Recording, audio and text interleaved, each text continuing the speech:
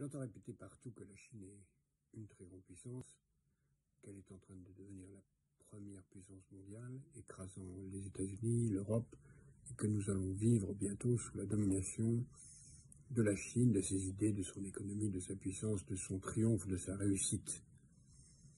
Je voudrais mettre un peu de nuance dans tout cela, pour dire le moins. C'est vrai que la Chine est une puissance, c'est vrai que sa croissance est très forte. C'est vrai qu'il y a une petite partie de la Chine, autour de Shanghai, qui vit à peu près au niveau de vie du Portugal. C'est vrai qu'ils ont une armée qui commence à devenir puissante, c'est vrai qu'ils sont triomphalistes, c'est vrai qu'ils prétendent avoir vaincu le Covid, c'est vrai que la croissance cette année est la plus forte du monde, c'est vrai qu'ils sont une puissance technologique considérable et des matières premières rares importantes pour le reste du monde, et que leur armée commence à dominer, en tout cas maritimement, dans la région. Il faut un peu raison garder. S'il est vrai qu'en 2030, le PIB de la Chine atteindra à peu près celui des États-Unis, il faut se souvenir qu'en 2030, la population chinoise sera de 1,450 milliard d'habitants, alors que la population américaine sera de 350 millions d'habitants, ce qui veut dire que le PIB par habitant des Chinois sera moins du quart du PIB des Américains. Et que si leur puissance militaire qui se mesure au PIB et pas au PIB par tête sera grande, le niveau de vie des Chinois sera encore celui d'un pays sous-développé. Il faut aussi considérer qu'il y a bien des obstacles sur la route de la Chine aujourd'hui.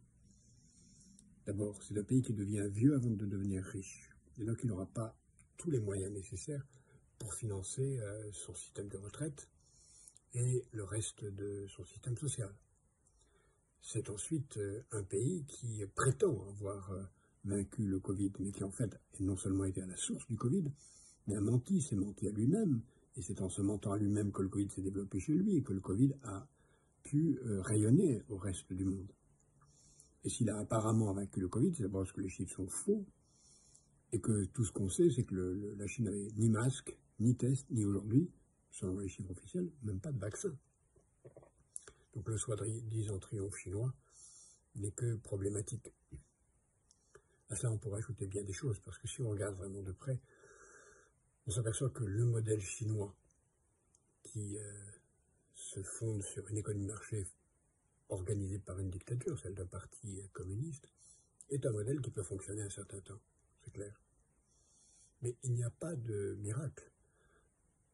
Une économie de marché produit une bourgeoisie. Et si une bourgeoisie peut pendant un certain temps se contenter de vivre sa croissance individuelle, sa propriété privée à l'intérieur d'une dictature, au bout de la route, elle voudra un état de droit, elle voudra de la liberté individuelle, elle voudra ce qui est nécessaire d'ailleurs pour la croissance, c'est-à-dire l'innovation, et l'innovation ne va pas sans la liberté.